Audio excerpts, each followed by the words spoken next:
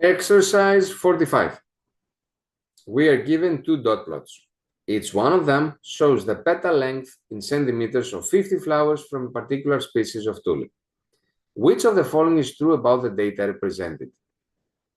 On top, we have the Tulipa alba, and at the bottom, we have the Tulipa rubra.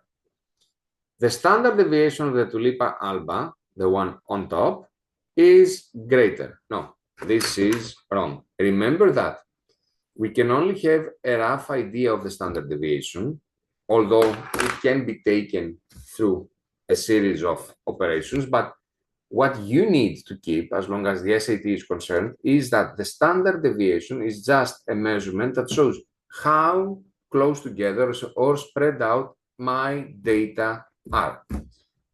My data is.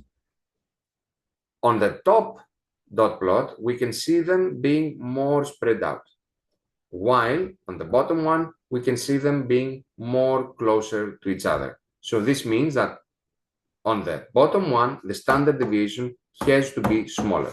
So the standard deviation of the Tulipa alba, the top one, is greater? No, it isn't.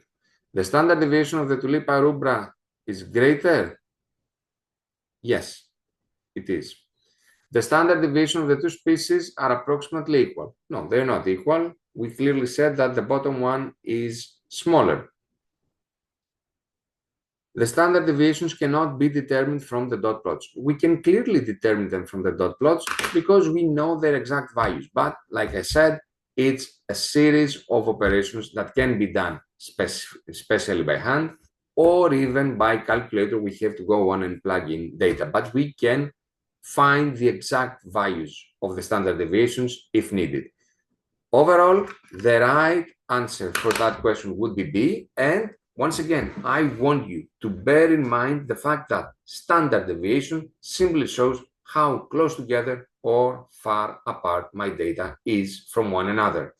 Theoretically speaking, if standard deviation was 0, then that would have meant that all values would be equal to each other.